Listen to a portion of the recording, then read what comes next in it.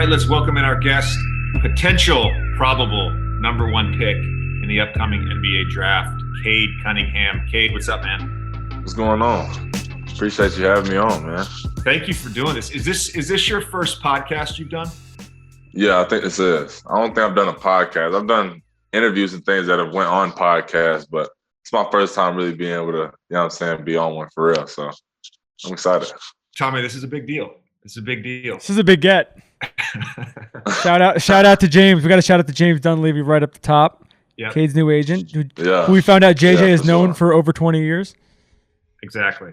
Tell us a little bit about your pre-draft prep right now. So what have you been doing sort of since the season ended? What are you doing in preparation on the court, off the court, where you're at, and kind of what you're working on?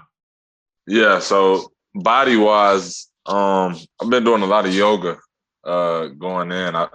I think it's something that I kind of started doing at OSU. They kind of had us doing it like twice a month.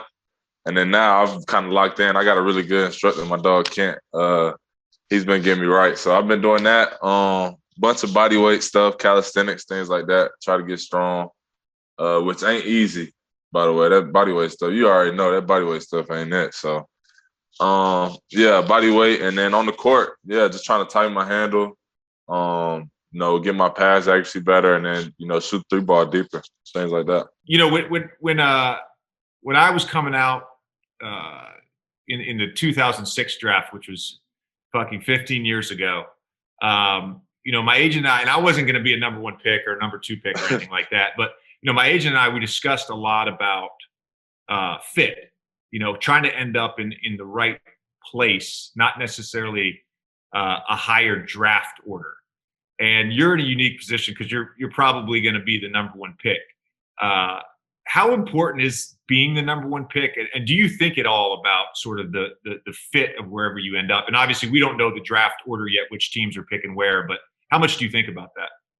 Yeah, I'm kind of in a weird situation right now. Like you said, I'm kind of widely considered to be the top pick. So I don't really have too much wiggle room as far as if it is the team that I don't like it really can't be a team I don't like right now.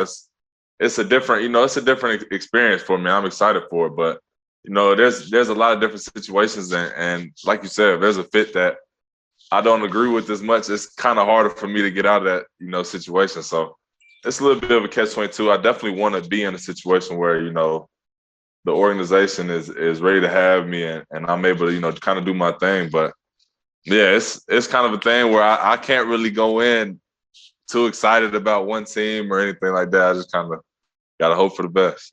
Do you feel like you're changing how you're watching some of these games now as it sort of gets closer to you joining this crew? Are you changing your approach at all? Even like with Tatum last night, like watching him sort of go off, are you changing anything about it specifically? Yeah, I think I started doing that a couple years back, and I think that's kind of what helped me out. I didn't look so much at, the guys in my class or anything like that. As far as who I was competing with, I've been looking at, top NBA guys for a minute now, as far as trying to be as good as them and, trying to shoot the ball as well as them, trying to handle the ball and things like that. So I feel like that's kind of what has helped me get to this point. And yeah, I've been watching these games, trying to analyze them for a minute now. We're going to get to some of your comps a little bit later. And I know that I found a video on YouTube of you comparing yourself to one of my current teammates. And we're going to get to that. I want to ask you one question. I just want honesty on this. But so in the NBA, there's a rookie scale for the contracts, and a couple of years ago, they upped the rookie salaries, they upped the mid-level exception, they upped all the minimums, the two-way contracts. Have you glanced at what a number one pick gets out of college now? I knew this is where I was going for sure. Yeah, it's presented to me anyway, so there's no way I could miss that. But I'm definitely not mad about it. You know that. Yeah, definitely not mad about it. Tommy, I didn't quite grasp it till last year when my first year with the Pelicans, and I was kind of looking at salaries, and I was like, Jackson Hayes, he made like $3.9 million as a rookie as the 8th pick. When I was the 11th pick, I think I made that in my 4th year. You know, like it's crazy what it's looking even like the difference between like Zoe and Brandon. They were 2 years. They were like the back-to-back drafts. So Brandon was the number 2 pick. Zoe was the number 2 pick the next year, and Zoe's making like 10 more million over the course of his rookie contract than Brandon. It's wild. That's crazy. Yeah, that's crazy. It was going back to what I was asking you earlier, because when my agent was like, when I was coming out for the draft, my agent was like, "We're gonna try to get you here," and I was like, "Are we sure we don't want to try to get to 8?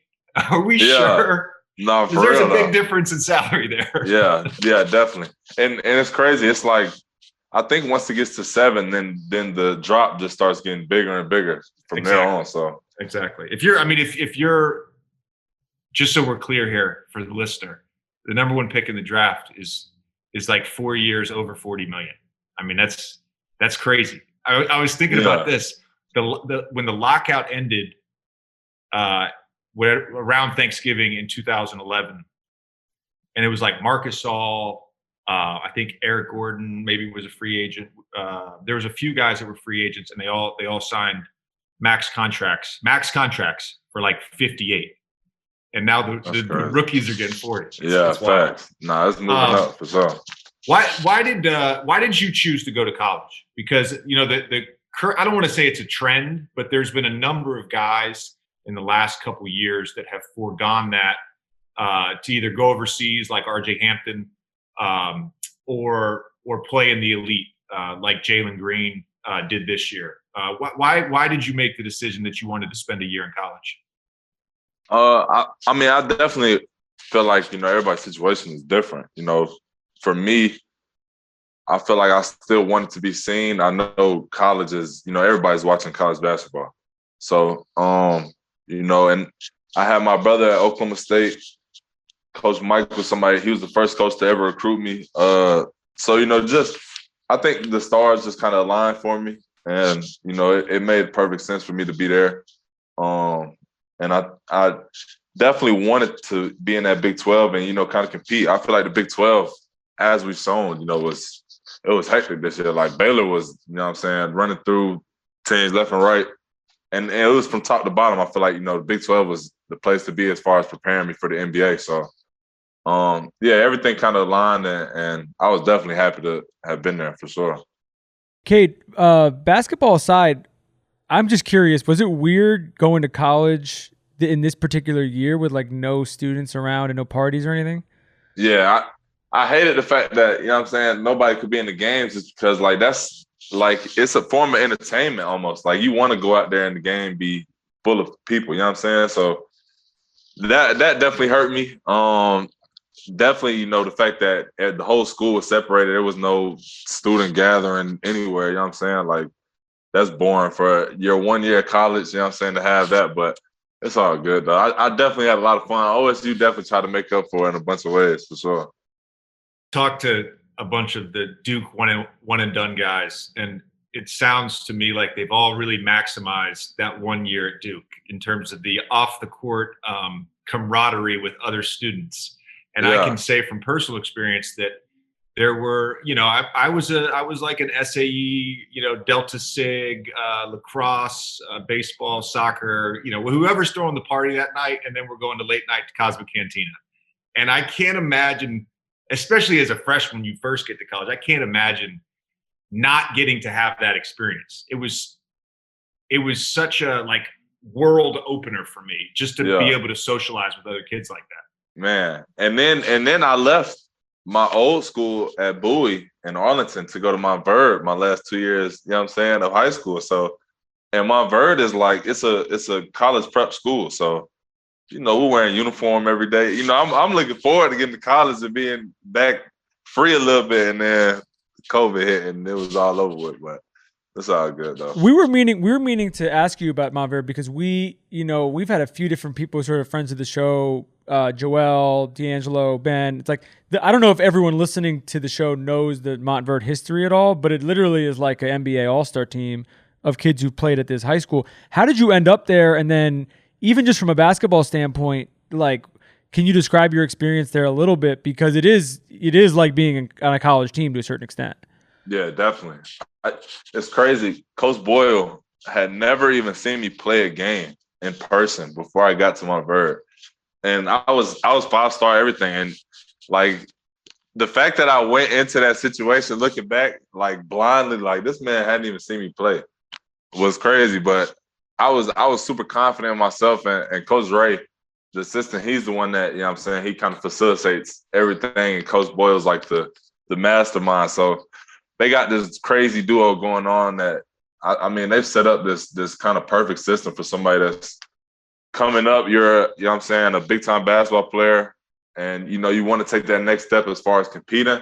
I feel like Montverde was crazy just because like you don't get to be in a practice every day with 4 McDonald's All-Americans. You know what I'm saying?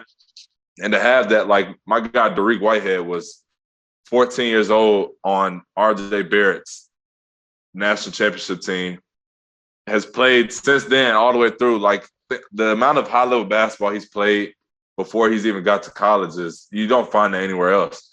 And I feel like, you know, Coach Boyle and them, they're doing it the right way for sure. Did they make you guys go to class? Did you have to go to class? Oh my gosh!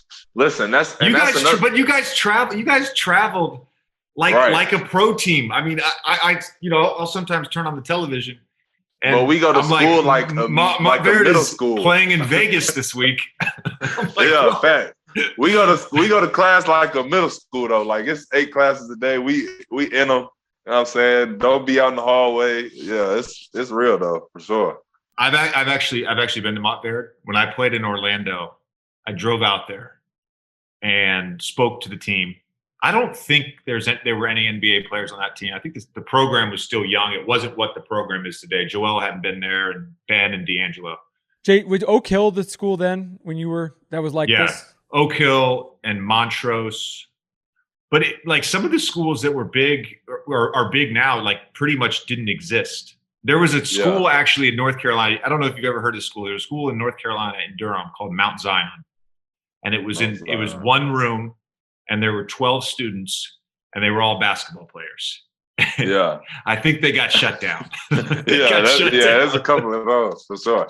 And it's crazy how many of them have started popping up lately. It's like it's a real market now. Like it's, you know what I'm saying, they're popping up everywhere. But okay, I have a question. We always talk about this with Zion, and we've talked about it with a few of the other younger guys, but he's a sort of a good example of this. Like if you're in your situation, starting in high school, then going to college, and you're not 21 yet, but you're dealing with all kinds of craziness about people following you, people giving you attention you don't know, people offering you stuff you don't want, everything like that. What was your sort of process on learning to like block stuff out? Because it's tough for young people to do that in general, and it's a lot tougher when you're on a stage where if you screw up, everyone's going to know about it. I think the biggest thing for me was just keeping my circle small. Like I've only played on one AAU team pretty much my whole life. I stepped off for 1 year and played for my older brother, you know what I'm saying, on a 16U team. I've trained with my cousin Ashton for my whole life and my big brother. So it's been like very in home, and I feel like having that. I've been lucky to have a support system like that, just to, you know, be able to deflect everything to them and you know, them tell people no and things like that. You know, they've definitely helped me a lot. And, you know, having that, I know there hasn't been a lot of my teammates and things like that have had that. And so, you know, I try to, you know, my family, we've always tried to help them out with that. But, you know, there's a lot of nonsense out there, and they try to get to you in a bunch of different ways. And you know, not letting it get to you is best for my mental health. And I feel like, you know, having the folks around me have helped me do that for sure. Cade, 2 of the 3 people on this podcast right now were McDonald's All-Americans in high school. I'll let you guess who the 2 are, or who the other one besides yourself is.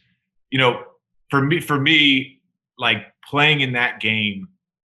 Hold on, Tommy, don't let him play with you like that, man. Bro, welcome to the show, man. Welcome to this like that, man. This is what we do on the show, Cade. We just kill Tommy. This is what you have to This is what you have to understand, Cade. Take a step back for a second. We got the number 1 pick, and we got JJ, who everybody now loves on the internet. So I'm the third wheel. So you're gonna start shitting on me by the end of the show, and it's gonna be fine. I'm gonna smile and I'm gonna take it. I think got this is the first time a guest has stood up for Tommy. This It is the is. first. Man. This is the first. Cade is by far my favorite guest we've had on this show. I got you, Tommy, bro. No, but playing that game. So I played in the McDonald's game at the Garden, and then I played in the Jordan game at what I think at the time was the MCI Center in DC. But those, I mean, to that point in my life, were the highlights of my life. And you know, we were thinking about just your experience last spring, and not being able to play in the McDonald's game, not being able to play in the Jordan game, not being able to play in the national championship game for high school. How I would imagine it's incredibly frustrating, but like, do you ever think back and be like, man, I'm bummed I didn't get to experience that? Man, in the moment, like there were so many different emotions going on, and like I understood at the same time, like, you know, there was bigger problems in the world, but like to have built towards something for so long, and then it's like, you know what I'm saying, it doesn't get to happen, was super frustrating. The national championship was the one that stung, because it was like I had just lost the year before in an ugly L in the semifinals. We get to Geico, we're easily number one team. I easily believe in my mind we would have blown everybody out in Geico, won natty, and then been lit. But man, that got thrown away. So it was just, you know, it was frustrating. You know, it hurts your mental a little bit, but I think it just made me want to go harder for college. Like next time I was on the floor, like I would be ready. So it was, I mean, yeah, it was tough for sure. It was tough for everybody. And, you know, we would all talk about it, the rest of the class. Like, you know, we felt like we all put on, we felt like we all pushed each other towards this point. We think we had a strong class. And then for it not to go down, it was crazy. But yeah, it's all good. We'll figure it out, man. We'll figure it out. I hate saying this at this stage of my life, because I've had a lot of good memories related to basketball. But that 3-week period, I won a state championship my senior year. Then I went to New York City for a week, and then I went to DC for a week. I had no school. Actually, my physics teacher, the day of the state semifinal, we had a test that day, and it was a day game. So I like rushed through the test. And when I got back from all that stuff, she's like, hey, you made a 53 on your test. But she's like, I know you were probably rushed. She's like, I'll give you another go. You got 20 minutes to do it over. I was like, all right, cool. It made a B, so I'm good. So I mentioned earlier, you gave an interview on YouTube, and they asked you who you model your game after. And I know you're from Dallas. I assume you grew up a Mavs fan, and you said Luka Doncic. You know, you said my teammate Luka. Why Luka? Is it because he's with Dallas, or is it just because you see some similarities between you and him? I mean, I said Luka a bunch early on, just because, you know, I feel like our body types probably resemble each other the most, as far as like who I look like in the NBA, and you know, his role. He's a primary ball handler. He's the one, you know, kind of making the plays. So that's why I say Luka a bunch. I mean, it's weird now, because me and Luka are so close in age, and I've never just been the type of guy to be like, yeah, that's the guy I'm like. You know what I'm saying? So now I feel like it's kind of got blown out of something that I've wanted it to be, because soon I'll be playing against Luka, and I ain't about to be letting him say, yeah, you know what I'm saying? Trying to tell me that. So, yeah, but, you know, his game, I mean, he's shooting a deep three, and I feel like, you know, there's a lot of things we do that are pretty similar, and the way we just approach the game is pretty similar. So, yeah, he's big time, for sure. Who are some of the other guys, like maybe under the age of 25, that you just like to watch? I like watching Zion a lot. I'm not gonna lie. I like watching him play, man. It's new. Like, it's a new type of basketball almost, it feels like. Like it's somebody that, you know, everybody probably growing up has said, like, he's an undersized, whatever, da-da-da. But the way that he's made it into a strength of his, and it's like a mismatch, is incredible to me. So yeah, Zion definitely. Ja is definitely fun to watch. He's been killing in there. It's a bunch of guys, man. I mean, under 25, like, the league is loaded right now, under 25. Yeah. I mean, everybody's under 25 trying to eat right now, so there's too many guys in there. I was going to ask you with the not to stay on the Luka comparison, but when you were in school, you had like basically 2 buzzer beaters, but you just were at the end of the games. It was like the ball's in your hands and you're just doing your thing. Has it always been like that for you basketball wise, or is that a thing that's become more of a new thing in your sort of game? In my head, I've always wanted it to be like that. You know what I'm saying? So even whenever I had teammates that were hot or something like that, I've always wanted the ball to be in my hands, but I've always known when it was not my turn. You know what I'm saying? So, I've always wanted to be hot hand, gets the ball. And then eventually, I just worked to where I wanted to be the guy that everybody knew he's the one that's supposed to have it every time. So eventually I got to that point, and OSU, they trust me so much. They, gave me that confidence to kind of go out there and just play freely and have fun for real. And I think that's, whenever you're having fun, you're not thinking about the game too much. That's when you can make shots like that. And I think that's what I did.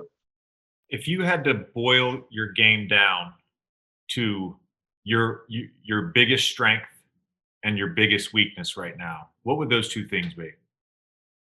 I think my biggest strength is probably the way I can elevate my teammates into being better players. I feel like I'm good at, getting them better shots and, just the way I can talk to my teammates, things like that. I feel like I'm good at, leading.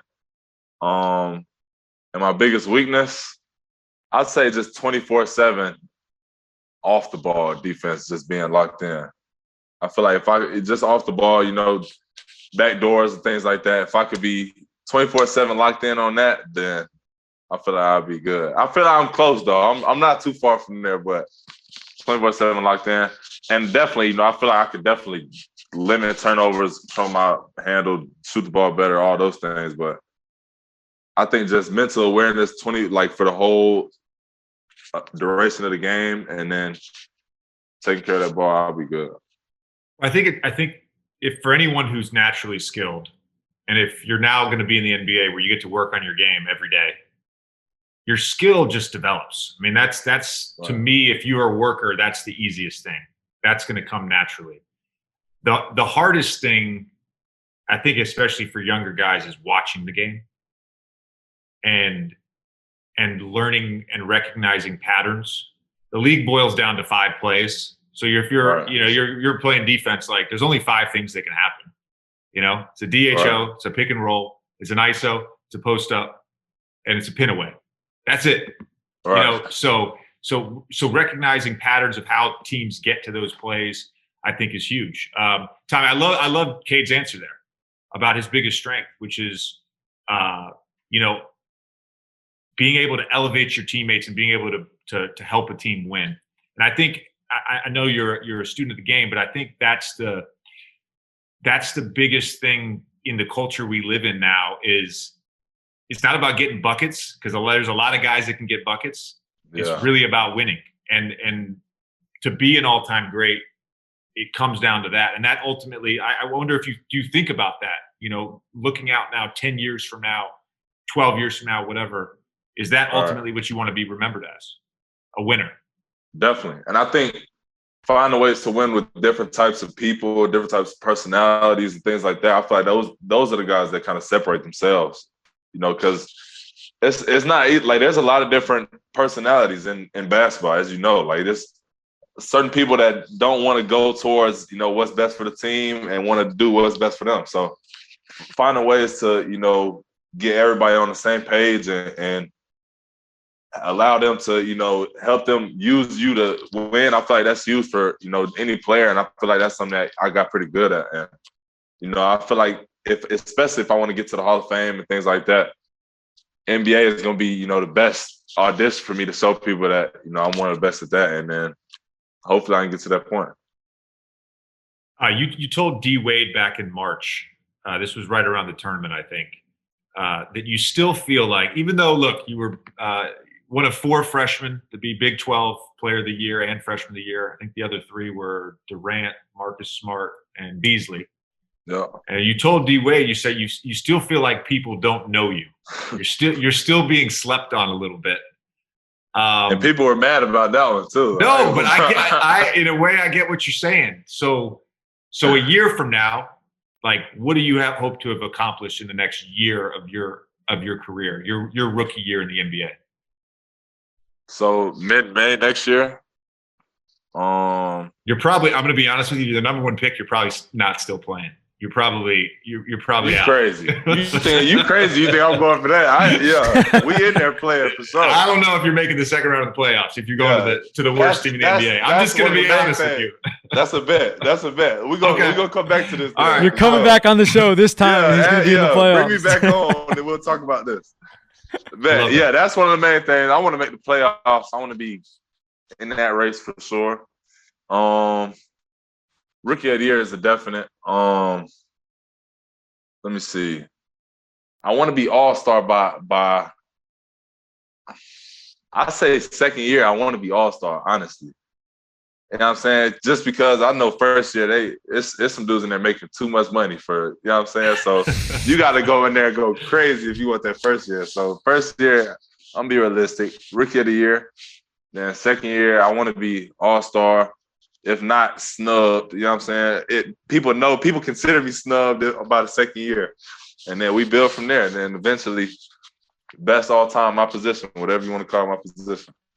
I mean, those are lofty goals. Those are lofty goals. I don't want to say all my goals because then it's not personal to me. You know what I'm saying? For sure. So yeah, that's the comfortable ones for sure. Okay. I like it. Yeah. Cade, I read online that you played quarterback. Was that how long did you play before you switched to just being straight basketball? I stopped 8th grade was my last year playing. 8th grade. But listen, I was one of them ones though, for sure. So this is my looking back on it, growing up in Texas, if you were this kind of athlete and you're a quarterback and you're like looking at this, like how did you make this choice to be like, I'm going, and do you ever play the what if game of like, oh, if I had done this, where would I be football wise? That was my passion, man. I didn't have any passion for football, honestly. Like you're in Texas, like I didn't want to go out there in the Texas sun and practice. Honestly, football just wasn't for me.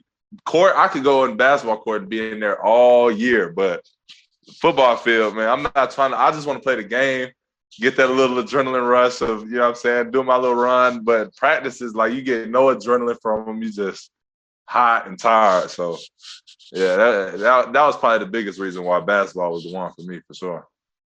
Cade, I just want to let you know that I do the exact same thing you just did with baseball. Because I quit baseball around the same time you quit football. I think it was 7th grade. And when people ask me about it, I'm like, yeah, no, I would have been a major league pitcher. I mean, I was that good. Yeah. You know, I was that guy. Except we believe Cade would have been an NFL quarterback. I'm not sure the audience believes you would have been an MLB pitcher, just for the record. Listen, man. I'll just say this. A couple kids I grew up with played single A high and triple A. One of them made a 40-man roster, never got called up. And I was, at that age, I was as good as them, if not better. And the guy who made the AAA roster listens to the podcast. His name's Tyler Lumsden. And I'm telling you, Tyler, I was better than you. Tyler, don't go for that, Tyler. Don't go for that, man. Tyler gonna call you soon, too. I know. You're the hiring expert for your company, and what you really need is help making your short list of quality candidates. You need a hiring partner who helps make your life easier. You need Indeed. Indeed is the job website that makes hiring as easy as 1, 2, 3. Post, screen, and interview, all on Indeed. Get your quality shortlist of candidates whose resumes on Indeed match your job description faster. Only pay for the candidates that meet must-have qualifications and schedule and complete video interviews in your Indeed dashboard. Indeed makes connecting with and hiring the right talent fast and easy. With tools like Indeed Instant Match, giving you quality candidates whose resumes on Indeed fit your job description immediately, and Indeed skills tests that on average reduce hiring times by 27%. You can choose from more than 130 skills, then add your must-have requirements so you only pay for applications that meet them. Plus, according to Talent Nest, Indeed delivers 4 times more hires than all the other job sites combined. Face it, if you're hiring, you need Indeed. Get started right now with a free $75 sponsored job credit to upgrade your job post at Indeed.com/JJ. Once again, get a $75 credit at Indeed.com/JJ. This offer is valid through June 30th, so hurry up. Terms and conditions apply. Look, we're all crazy busy, but we still have to eat, right? So how do we make putting together a healthy, fulfilling meal easy? The answer's HelloFresh. With HelloFresh, you get fresh, pre-measured ingredients and mouth-watering seasonal recipes delivered right to your door. Skip trips to the grocery store and count on HelloFresh to make home cooking easy, fun, and affordable. That's why it's America's #1 meal kit. You can try meals ready in 20 minutes or less, lightning prep recipes, and quick breakfast and lunches, perfect for your busy schedule. And HelloFresh offers 25 plus recipes to choose from each week, from vegetarian meals to craft burgers to extra special gourmet options. There's something for everyone to enjoy, with all recipes designed and tested by professional chefs and nutritional experts to ensure deliciousness and simplicity. Plus, over 4 in 5 HelloFresh customers say HelloFresh helps them lead a healthier lifestyle with delicious, low-calorie, carb-smart, and vegetarian options available each week.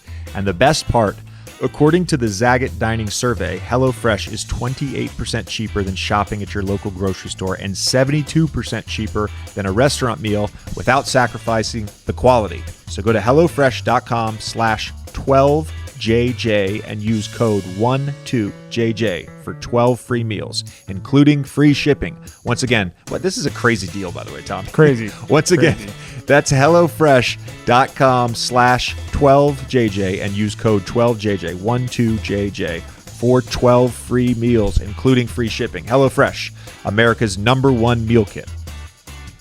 Look, it's hard to get into your workouts sometimes. Sometimes it's a challenge just to work out, period. But with Peloton, you leave the motivation to them. With world-class instructors, curated music, and endless fitness variety, Peloton has created an unmatched fitness experience to keep you motivated workout after workout. Chelsea and I have a Peloton bike in our house. We use it often. I love waking up in the morning before the kids are up, cranking out a workout class before I have my coffee. Nothing beats that feeling of getting back on track. And with the summer coming fast, this is a great time to jump in. Everybody wants a good beach body, Tommy. It's true. Whether you're looking for some extra encouragement, structured workouts, or just in the mood to laugh, it's true the instructors are funny. The instructors are there to bring out your best during each class. With epic artist collaborations and instructor-curated playlists, their music experience is unlike any other. Whether you're in the mood for some hip-hop, pop, country, or anything else, the Peloton bike has the right music to keep you entertained and motivated all year long. You can get one subscription for the whole family. Their all-access membership is more like a family plan for no additional cost. And they have classes for every level, from beginner programs to Tabata intervals. Peloton meets you at every step in your fitness journey. So don't wait. Get started on your Peloton journey. Go to onepeloton.com to learn more. That's ONEPELOTON.com. Cade, before we let you go, I do have one last question. So James told us, and I don't know if there's truth to this, but James told us that you're vegan, and that's a little surprising given that you're 19. I don't know sort of what the choice was to make that lifestyle change, but a lot of times for athletes, right? We hear about athletes becoming vegan, and a lot of times it's older guys like me or an athlete recovering from a serious injury. Why did you choose that? I kind of looked into it early on. I started probably 2 years ago. So going into my last year of AAU ball is when I started it. And yeah, I was getting, a bunch of my meals prepared for me. You traveling a bunch of AAU, so a bunch of my meals were prepared for me. So I jumped into it eating pretty comfortably, vegan, and so I started feeling great. I was loving it. I'm light, I'm moving around easy, whatever. And then, I kind of stuck through it through the summer. And by then I'm locked in, like I'm vegan. I'm not going nowhere else. So I get back to Montverde and shout out Montverde. Montverde did a bunch of things I loved, whatever, but the food there just, you know what I'm saying? I'm not gonna say, but you get what I'm trying to say. Not up to par, for sure.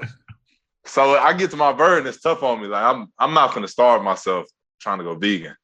just because like it's not enough options here. So I went vegetarian for a little bit through Montverde. I'm trying to eat vegan as much as I can, but it was too tough on me. And then now, like especially now I'm in LA, like this is nothing. I done battled it out through Montverde and Oklahoma State, Stillwater, Oklahoma.